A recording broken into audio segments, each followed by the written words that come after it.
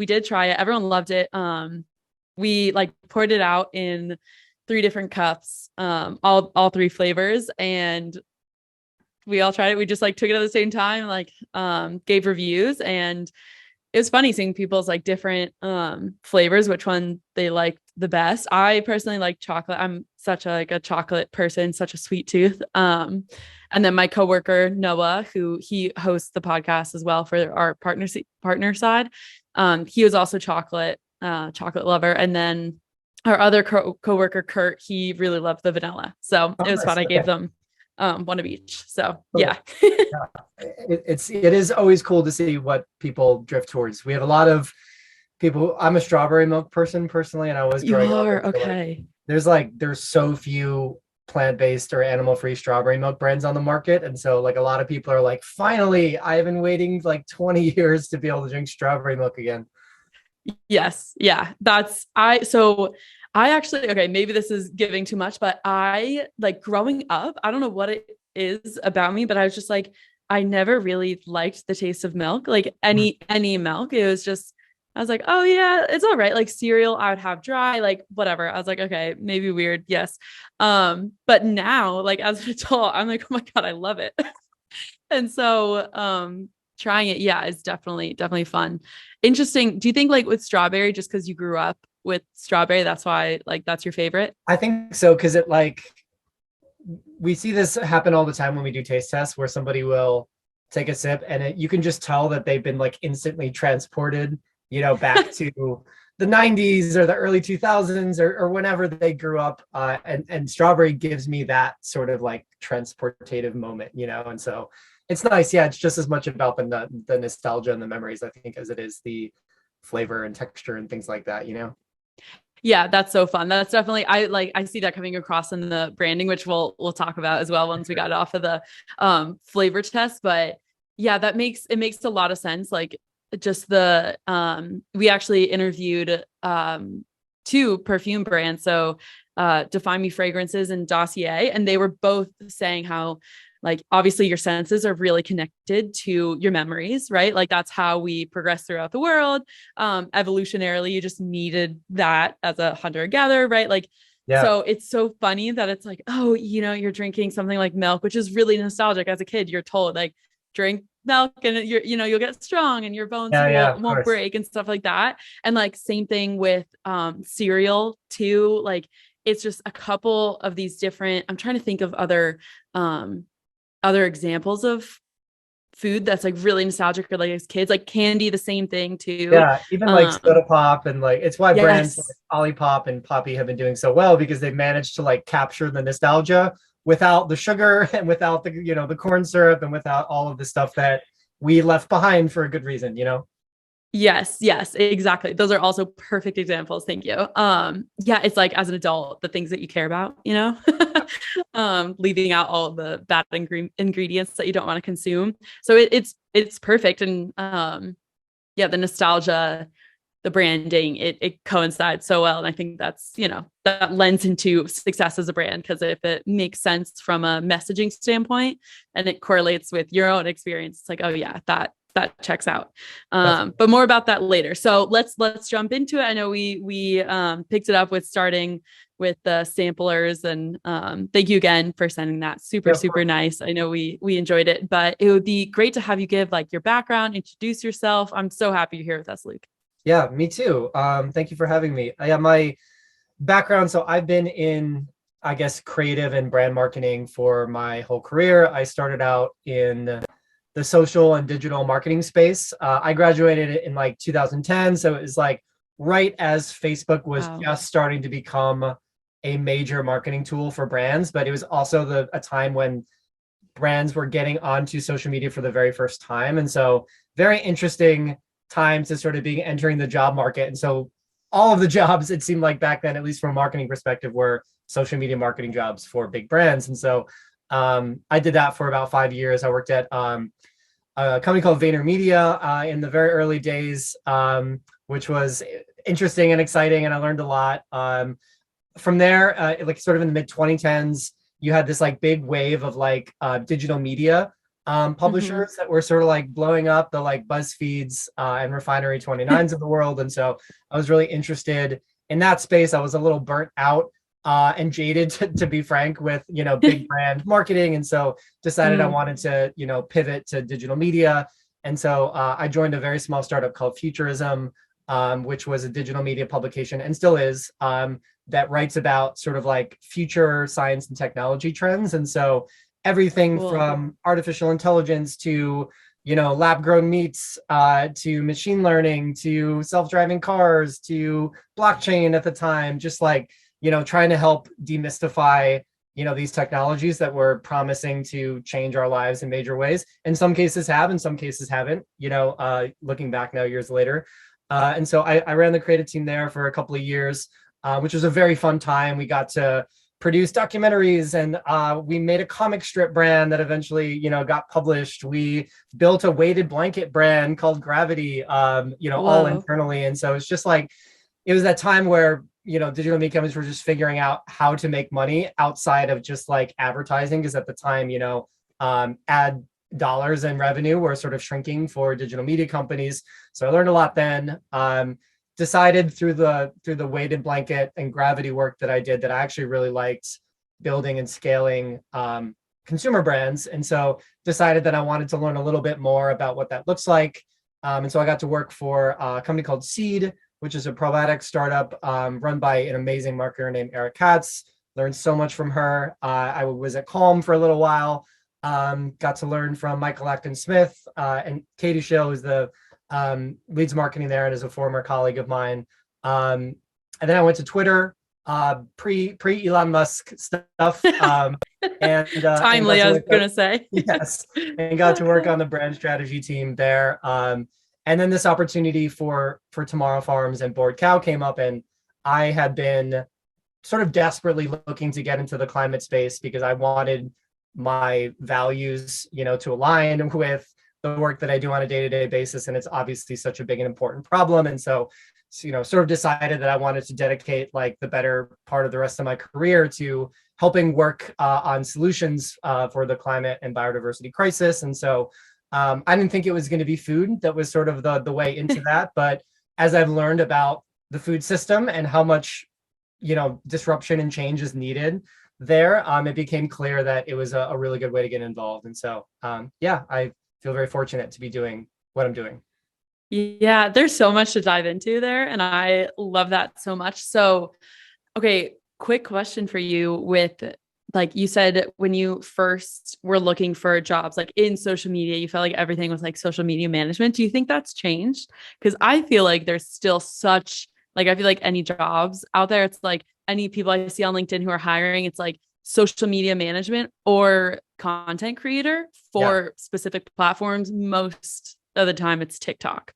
Yeah. Um, what would you say to that? It's a great question. I don't think it's changed overall. I think at the time it was such a novel thing to do, and you had Mm, all of these like seasoned brand leaders who had been building brands, primarily through traditional channels for their whole careers, and suddenly, they had to figure out how to translate that to social media. And so of course it made sense to go to young people, who sort of are fluent in social media to do that. And so I think that still happens today, but I also think that social media marketing is seen as a much more important and critical pillar of any brand's success in the world. And so, and so I think it's the same, but I actually think I don't know, I think it's viewed as more reputable now, and I think people understand how hard it is, and yep. and how rare it is to be great at it.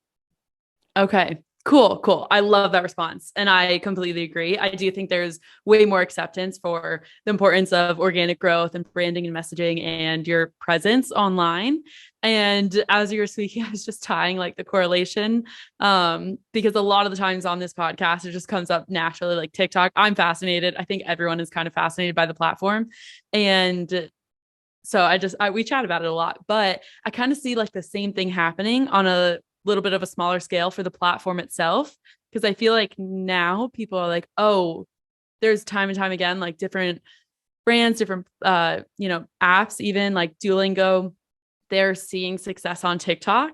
And I think it's some of that, like, it's not as reputable right now, like Instagram, Facebook, Yeah. LinkedIn, Pinterest, like those have been around for a minute. And Yeah. so the same like transition or cycle that you were saying when social media management first kind of started making its way around, and now it's, you know, years out, more reputable. I think the same thing is happening with TikTok and Totally. um like all of that. So it's Yeah. really interesting. It's like history repeats itself, right?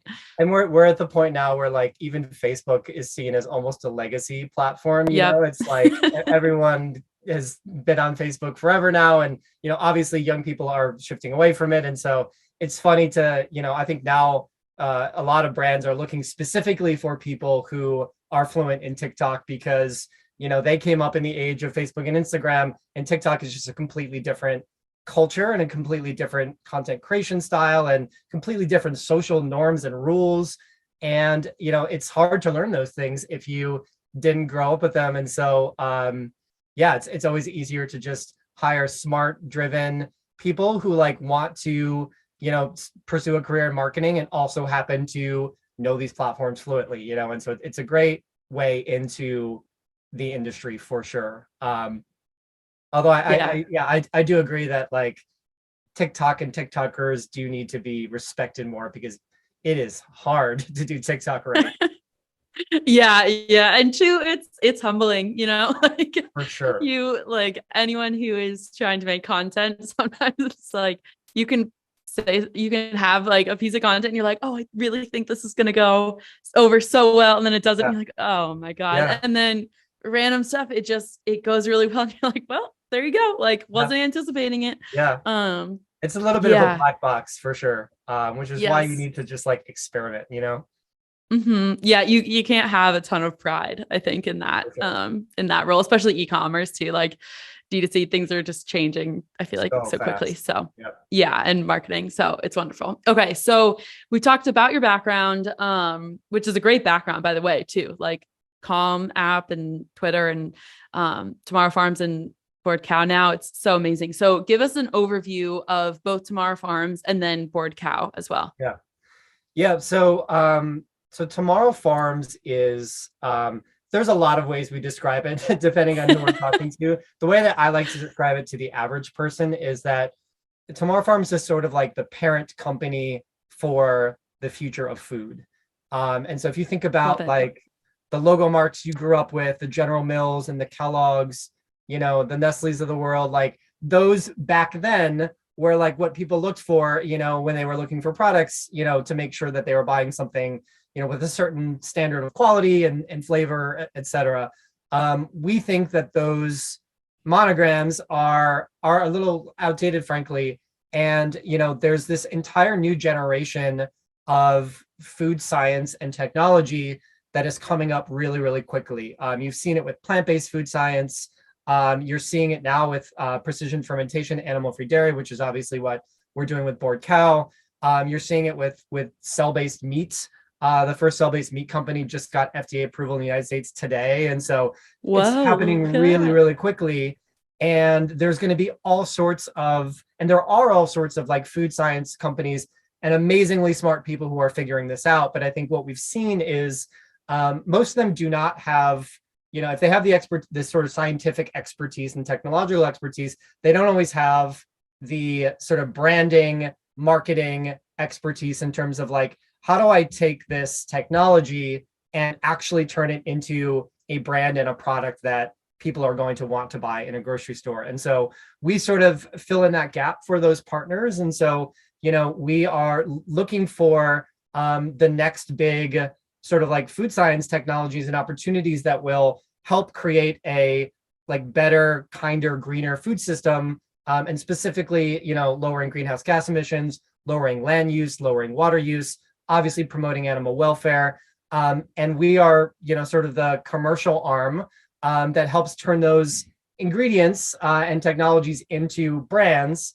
and products that people will love. And so Board Cow is the first of those brands underneath the Tomorrow Farms umbrella. And we obviously worked with Perfect Day, who have sort of pioneered this animal-free milk protein that we use as the base of our animal-free dairy milk, which is what Bored Cow is. Yes, that's such a good summary. Good job. I Thanks. feel like listeners will be able to like perfect correlation between, like the big logo brands from, I don't even know, like 60s, 70s. I don't know when they were founded, but like the Kellogg's of the world, and then how that's a parent company, and then what you all are trying to do with Tomorrow Farms and Bored Cow. And so now let's get into a little bit more about Bored Cow. Like we've touched upon a couple of times, animal-free dairy milk. It sounds like you read it, and Yeah, it it's sounds like nonsense, a right? When you first hear it. yeah, Yeah, yeah, it's like like a that's not possible. paradox. Yeah, A I almost said paradox, on an a yeah, oxymoron. Yes, all of the yes, above. exactly. Which the first time I read it, and it's great because it like catches your attention. You're like, Yeah, what yeah. It did I just always read? leads to curiosity, you know. Yep. So I applause there. Good job.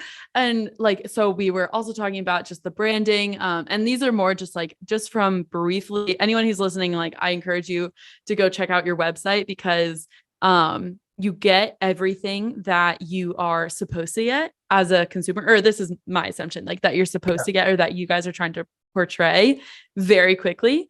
And I love we've talked about it a little bit, the nostalgia.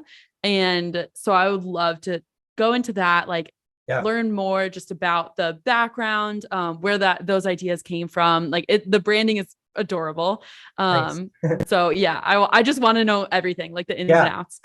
yeah. I think I think always the best place to start is explaining what animal-free dairy is and why it is. And I think Hmm. we'll move into the actual branding decisions from there. But I think as a baseline, animal-free dairy is an oxymoron. Up Yep. until just less than 10 years ago, really, anything that was dairy was not animal-free, and anything that was Hmm. animal-free was not dairy. Right? Those two things were incompatible because dairy has always come from cows, as we all know. And so what has changed over the last 10 years is that we're actually using a technology that's been around for about 50 years called precision fermentation. And this is a process by which we can teach tiny invisible microflora how to ferment different things. 50 years ago, we started to use it to produce insulin. As most people know, insulin, historically comes from pigs, but human insulin, which is something that obviously is much more compatible with our bodies, is something that we learned to teach microflora how to make. And so, most insulin now is made through this process of precision fermentation. From there, it was actually cheese making that started using precision fermentation. There's an enzyme called rennet that traditionally comes from the stomach linings of like small cows and other kind of ruminants. Hmm. And so now most cheesemakers use precision fermentation to make enzymes without needing to slaughter a baby animal in order to get those enzymes, right? And so Love that. now we can use it to produce animal proteins for food making. And so Perfect Day, who's our technology partner with Bored Cow, has figured out a way to make milk protein, specifically whey protein, which is one of the two main proteins found in cow's milk, through fermentation instead of by milking a cow. And so, and then the follow-up question is always like, why? Why are you going through Right. all of that effort to produce something that already exists? And Hmm. the answer, of course, is that our food system accounts for around 1/3 of global greenhouse gas emissions. It's responsible for up to 80% of the deforestation that's happened over the last century. It's responsible for about 70% of all freshwater withdrawals. And most of that is because of the meat and dairy industry, which is an incredibly energy and resource intensive industry that also produces a lot of emissions, and specifically methane.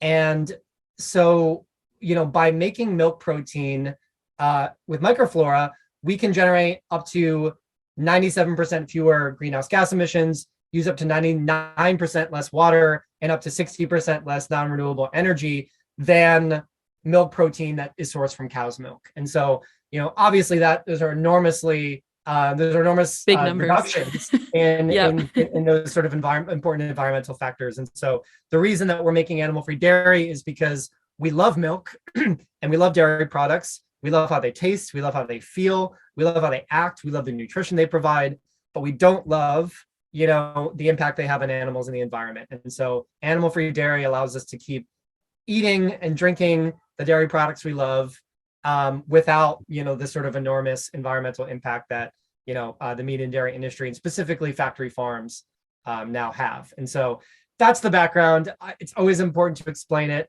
Yeah, I And so love it. Thank you.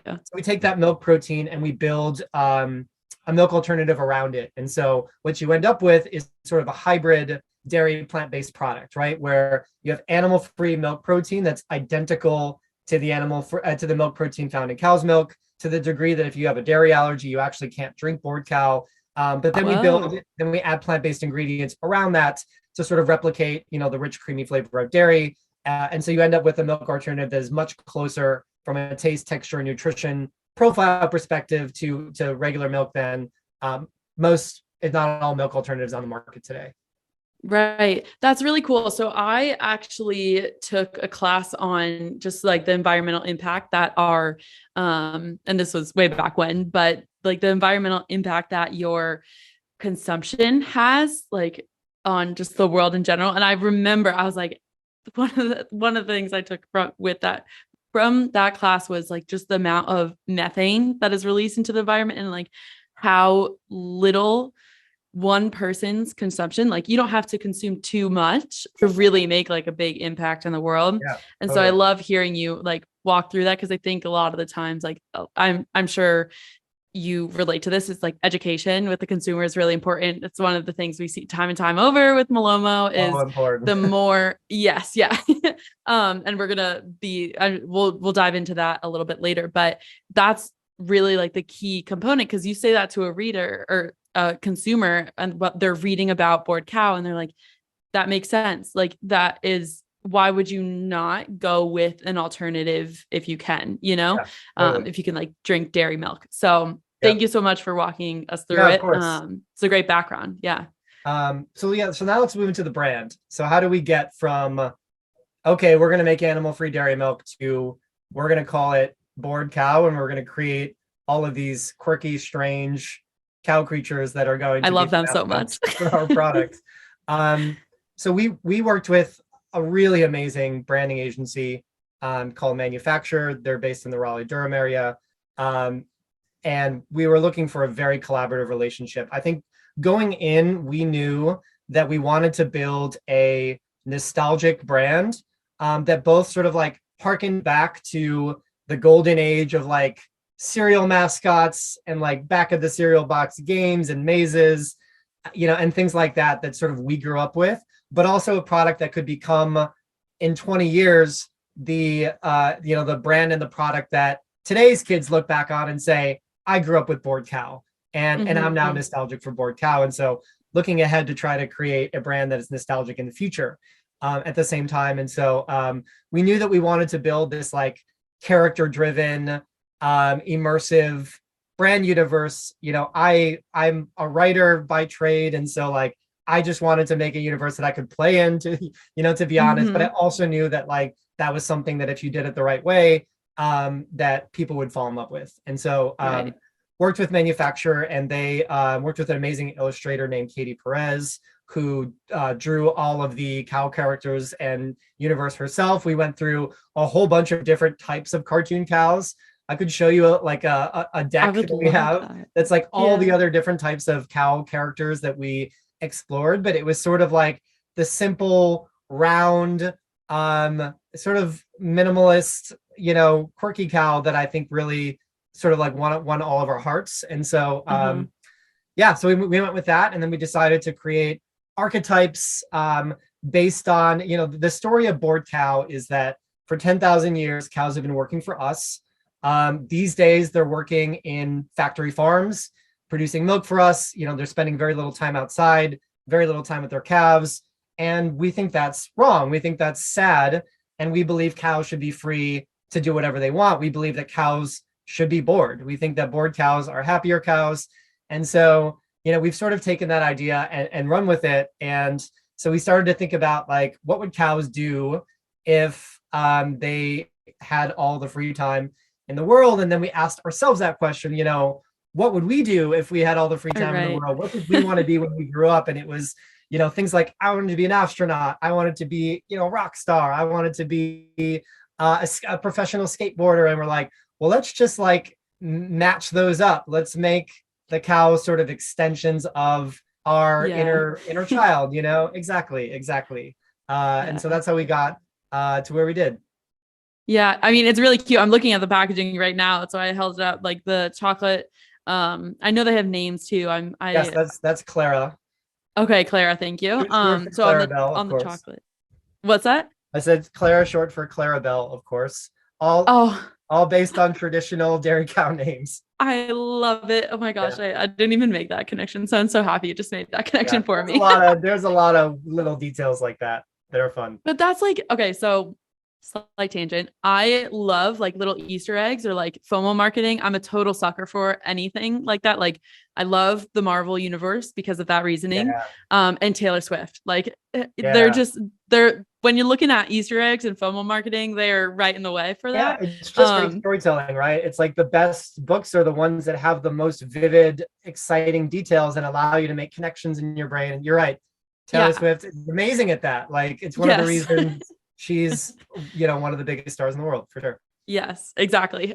So like I love just like things like that where you can tie them together. And it's like just even down to the smallest little detail of like all the board cows have names and they have this storyline. Like I know there's the graphics that you all have on your website, like just Yeah, telling their actual story and how you came up with the name board cow. Again, I'm a sucker for that, but it pays off because it pays into that entertaining, right? Like that entertainment factor. Of the nostalgia. It's like you can play the games while you're waiting for your board cow to arrive. Like I noticed that, and with the pack as well, is like all the different little pamphlets of games that you can play, which yeah. you better believe I was playing them. I love it. I love it. That makes us so happy to hear. Those were very fun to put together. Our former art director Devin Sullivan did all of that, and she's amazing. We had a lot of fun. Yeah.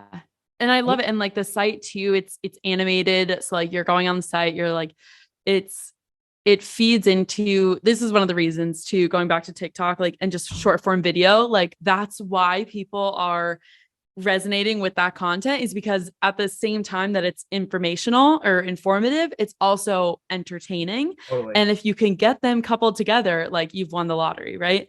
And so like Bored Cow, I know from a company standpoint, we always say it's like one of our like beloved tracking pages because it just looks so pretty, it's so cute, and that really speaks wonders to your guys' branding, the Yeah. messaging, and the details that you go into for each and every flavor and cow and storyline. So it's really cool. Awesome. I'm so glad you think so. Yeah. I mean, we've just had the most amazing, brilliant, creative, executional partners, both internally and externally, who've just like totally understood the mission and the assignments, and we're truly just like excited to work on a brand that they could just play around with, and they could sort of like let their inner child out. Cause that's the whole idea of like, Born Cow being made for kids and kids at heart. And it also applies to, the people that we work with, and it applies to us as a team as well.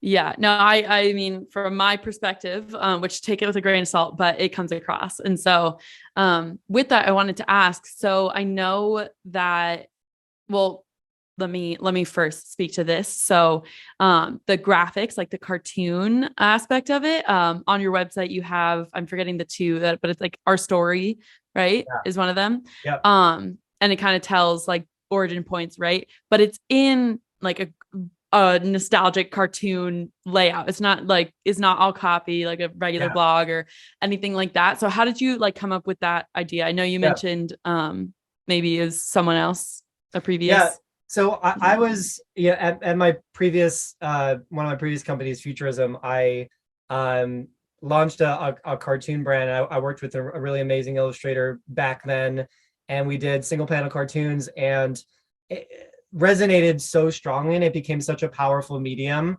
to both create political commentary in a way that was Mm, not divisive, but also in a way that was entertaining and really sticky and really shareable and things like that. And so, through that work that I did at Futurism coming here, I was like, I want to bring some of that magic here, and I want to be able to tell our story in a way that is so simple that anybody of any age could sort of read through this story and understand the problem that we're trying to solve, the simplicity really of the solution when you really boil it down, and the world that we can create if we're successful in our mission to scale that solution and solve the problem. And so a long form comic strip, I think, was the best way to do that in the most accessible way to the most amount of people. And so I worked with Katie Perez, the illustrator, on it, and we sort of partnered in terms of putting that story together. But I think it's our manifesto in a comic form.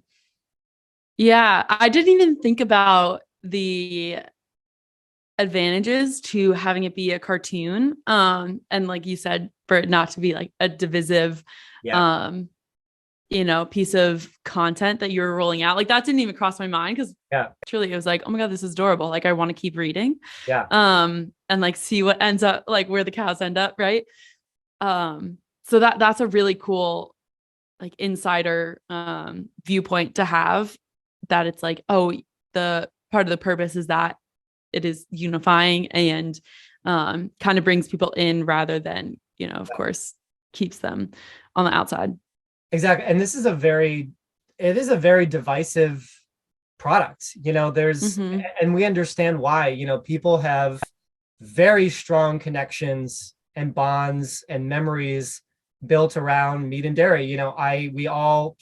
Most of us, the vast majority of us, grew up, eating and drinking meat and dairy products, and many of us still do. And it's, this idea that, oh, you can't eat that anymore because it's killing the planet, is there's also often a very strong defensive reaction to that. And it's, again, it's understandable why. And so figuring out, okay, how do we illuminate the issues of meat and dairy in a way that doesn't make people feel bad about themselves, but Mm-hmm. also I think ultimately makes them open to alternatives that sort of solve some of those problems. So yeah, that was part of the reason that we chose a comic.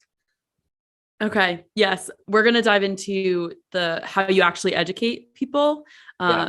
in a little bit, but I do want to ask. And so if you're not allowed to share this information, by all means don't, but you Yeah. guys kind of have like your core 3 flavors. So I Yep. was just wondering, is there any plans around like launching alternative flavors? Um, Yeah. yeah. Yes. Okay. Are you Oh, allowed to tell us more? this is my favorite question right now, because Yes. I'm actually allowed to share it now. We Yay. are launching. Well, we're launching an original milk, which is to say a plain milk, uh, in early next year. So Wow. before, Okay. yeah, in the February to March window. And so that is going to be, it's an improved label. We've cleaned up, the label even more. It is truly a perfect substitute for regular dairy milk. And so, we started with chocolate, vanilla, and strawberry because they were ready to go, last year, and we wanted to get something out into the market just so we could start telling our story. We were the first animal-free dairy milk in the market at that time, which was important to us. And so we've been working really hard, since then for about a year to perfect the original milk, which we think will, be what you put in your coffee and what you cook with and what you bake with and what you pour in your cereal and what you drink a big glass of in the morning. And we'll sort of, all of the things that you love about dairy milk, this milk will be able to accomplish those things. We also have some other non-milk dairy products in the market as well, which we'll Ooh. be sharing more information about soon. But yes, Board Cow will not just remain a animal-free dairy milk brand, but we'll be making some other dairy products too, which we're excited about. Okay, well, we'll have to keep our eyes peeled for that, For for sure. those updates, because that will be very exciting. Thank you for sharing, and I love that it was your favorite question up until this point. Hopefully, we Yes, can top that. Um, that'll be really cool. Okay, cool. we're excited. Yeah, yeah. So quarter 1. All right, big stuff. like as if you guys don't have enough on your plate, you I know. know. Um, okay, so as promised, let's talk about educating customers. Yeah. So we've chatted about a little bit about the, you know, from the consumer standpoint, getting the product actually in your hands, and you know the gains that come along with them, post purchase emails as well. But let's start out with like social media Yeah. presence and sharing your story on social, like organically, so like through the website, just the Yeah. marketing strategy overall. Can you tell us a little bit, can you inform us a little bit more about that? Yeah, it's really all about, and this is such a buzzword, and so I'm sorry to speak it out loud, but it's Lay it all on me. about edutainment. Oh, okay. I can't even I was say it I without thought like I was gonna laughing, hear but storytelling, and I was it's like, such go a ahead. useful word.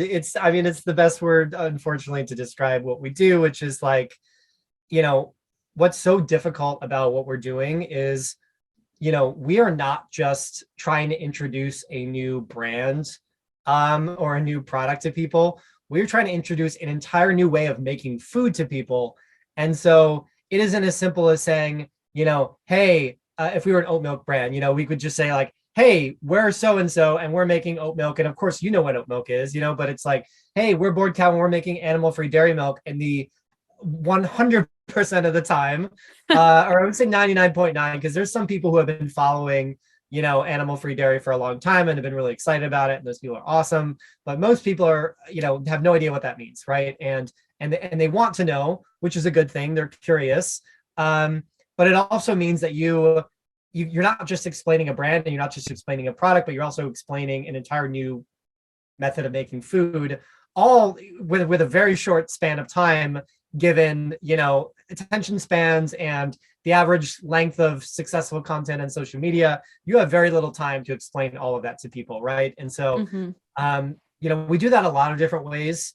We have great interesting recipe content where we have really inventive vegan friendly recipes that sort of utilize the product, which is a great way in for people. They get excited about the recipe, and then they obviously see that Board Cow is a primary component of that.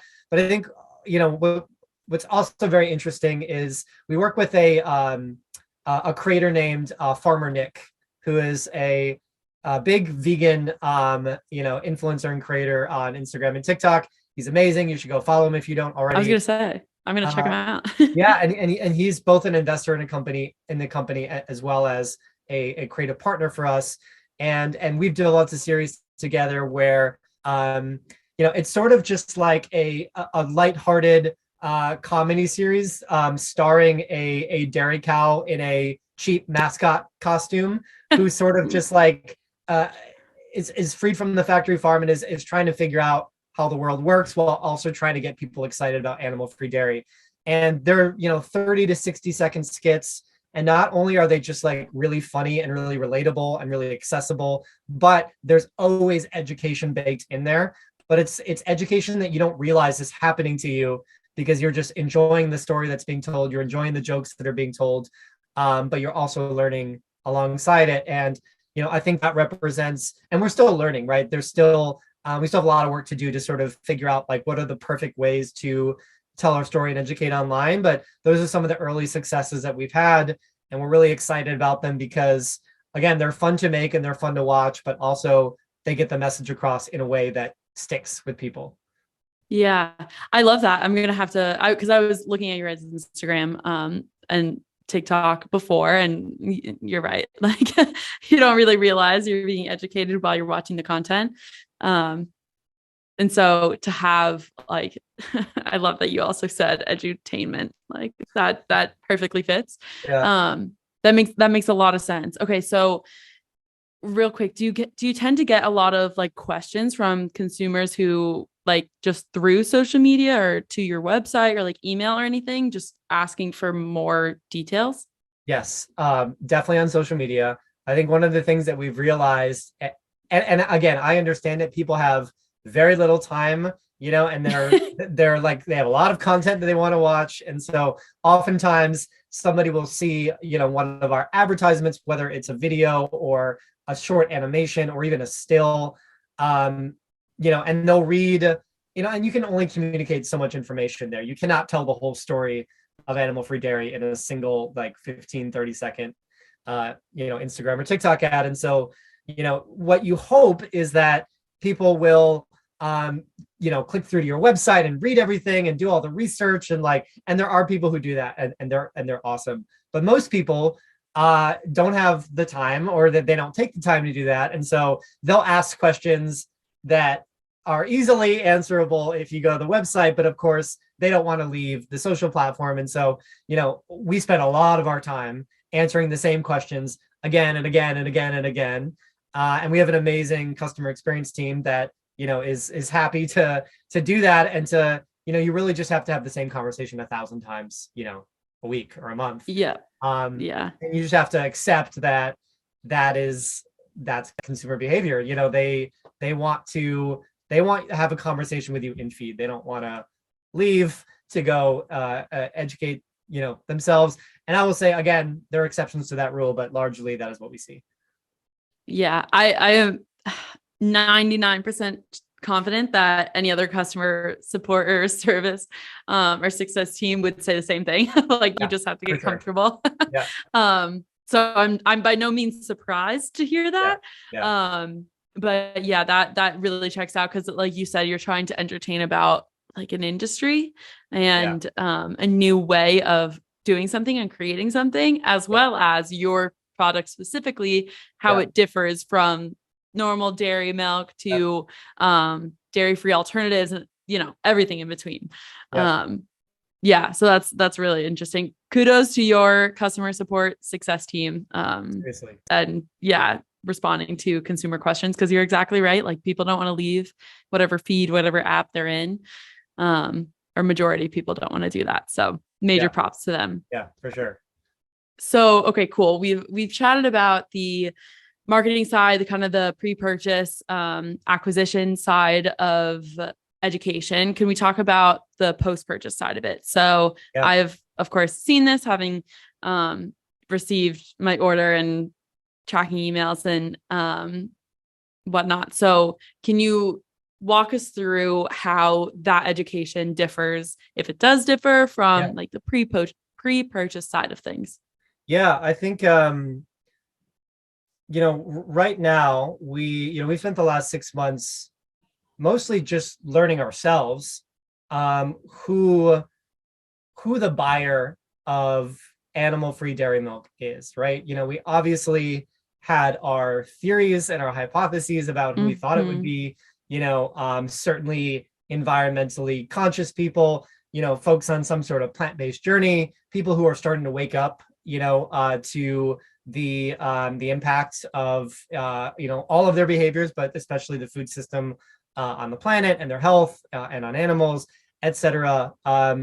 But the question, like, why did they buy animal-free dairy milk, I think is always really interesting to us. And so a lot of the post-purchase experience right now, this early on in our company, is actually just like getting feedback and insights from customers, especially ones who are buying the product and then buying it again. We had somebody who bought a 12 pack of our combo pack, right? Which you get chocolate, vanilla, and strawberry. You get to try all three, figure out which one you like.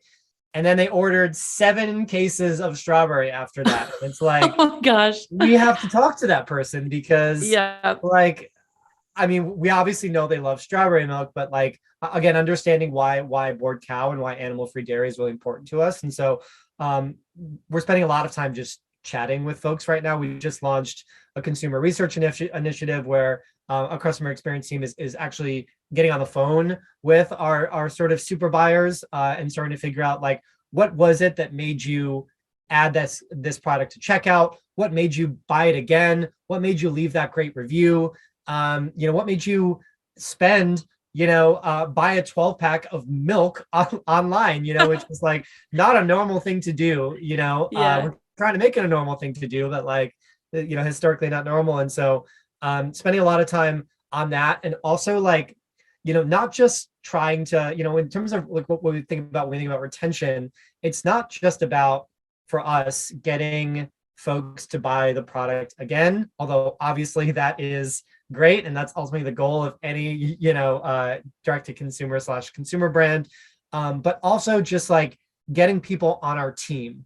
It is just as powerful for somebody to post an Instagram story to their friends saying, hey, I'm trying animal-free dairy milk for the first time. Here's what it is. Here's why I bought it. I love that. Is just as valuable, if not more valuable, than that person, silently buying another 12 pack. And so I think a lot of our post-purchase experience is also about trying to motivate, encourage, and incentivize, people to start advocating for our brand, because, again, we're the first animal-free dairy milk to the market in the US. And so we need that help, and we need Yeah.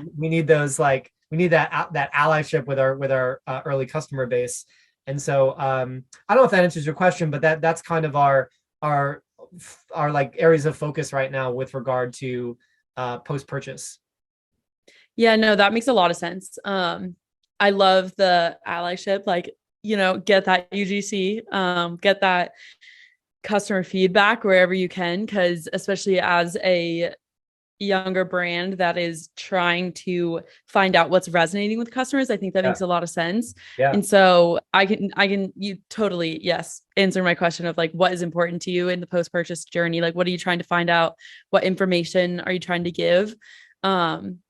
And I think the like surveys. So do you have like pop-up surveys and whatnot? Can you tell us like, how are you actually getting that information? Just like a little bit more of the tactical side, in case anyone who's listening is like, oh, we should be doing the same thing. For sure. Yeah. I mean, we have a couple of different ways that we collect consumer insights. Even pre-purchase, and even for people who don't purchase, we have exit surveys on the website. If somebody looks around and ultimately decides not to purchase, we ask them why, because we are obviously very curious. Was it price? Was there information you couldn't find, that you needed in order to make a decision?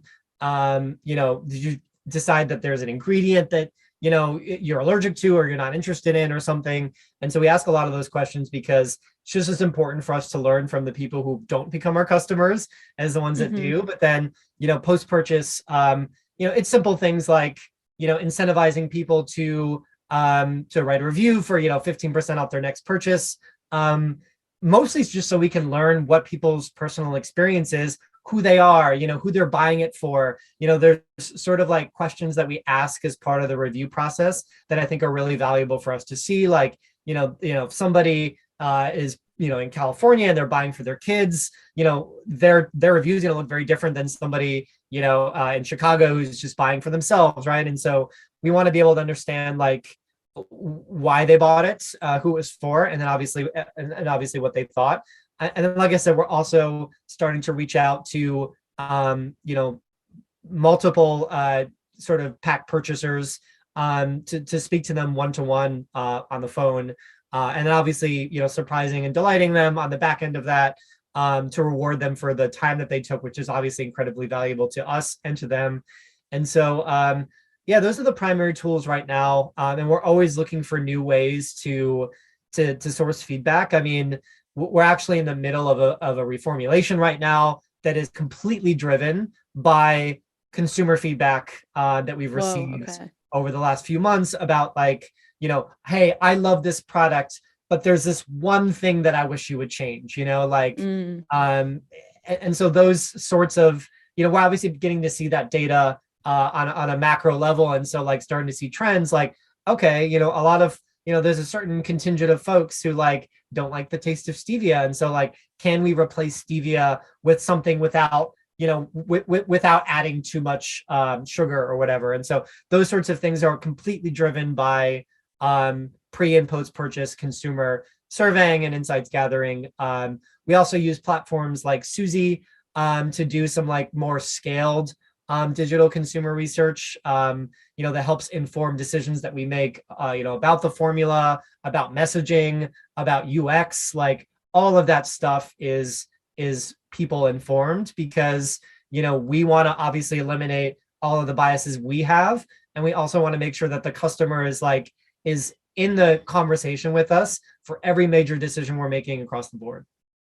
Oh, that's really cool. I love hearing about product iteration from, just customer feedback. I always think it's so interesting because, if you're so in depth on a product, like you can drive yourself insane being like, but Totally. what are we missing? Right. And Yeah, one yeah, consumer might be like, it's just this. And you're like, oh my God, there it is. Right. Like, yeah, or what is like really hitting home. Like if you're yeah, so close, it's hard sometimes to take that step back and yeah, yeah, see that macro view, but it just might be like a consumer or two that you talk to and you're like, oh my God, there it is. Like the light bulb goes off, you know? yeah.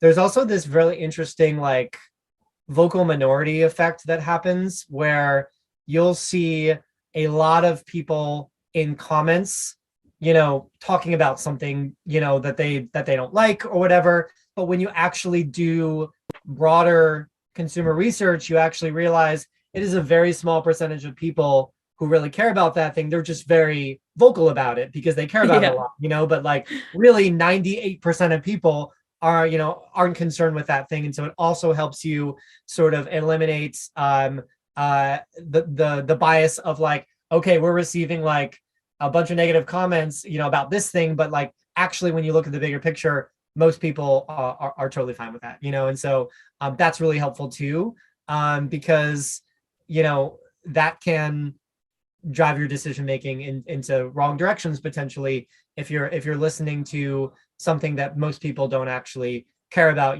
When you have so little time and bandwidth and resources to prioritize, what are the most important things for us to take care of right now. um, Looking at that bigger picture helps you, and looking from at multiple sources helps you figure out, okay, what is actually at the root of this.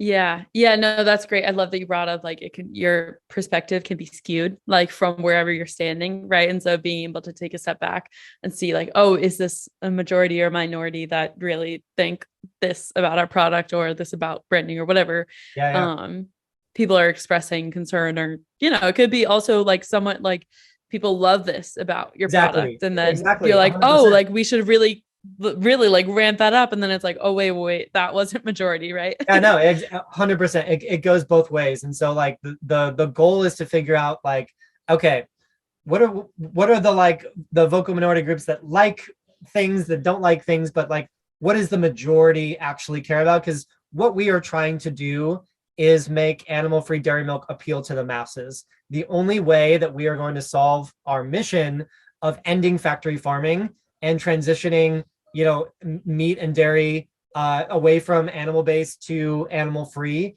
is if the masses adopt this, right? And so we have to optimize in some ways for what the most amount of people care about, because our mission is sort of that big. And while Mm-hmm. we always listen to everybody, it is important to figure out, yeah, sort of like what are the biggest priorities to actually moving the needle on our mission. Yes. Yeah. I love that distinction too. Very admirable as well, where it's like it's in good faith that you want to achieve this mission and support the world and support people and support animals. And so I love that it's like, okay, yes, we still listen to everyone, but we have that distinction where it's like, okay, what is propelling the mission forward? And Yeah, that is how is that aligning with our consumer base? yeah. I think And it's all about just it comes across. ordering, yeah, and arranging priorities, right? Because it's like Yeah. everything that customer tells is a priority, right? But it's like, what is the number one priority? If we have time to address two or three things, what should those two or three things be over the next few months? And then we'll revisit the stuff, that is less of a priority, when we have the time, bandwidth, the resources to do so. And so, yeah, it's all about just figuring out like what will move the needle the quickest in terms of um, making product adoption happen at scale. Yes, yeah. I love that. Okay. One, I know we're coming up on time. So one little last thing, it's a very seasonal question that we've been asking people is prep for Black Friday, Cyber Monday. It is coming up.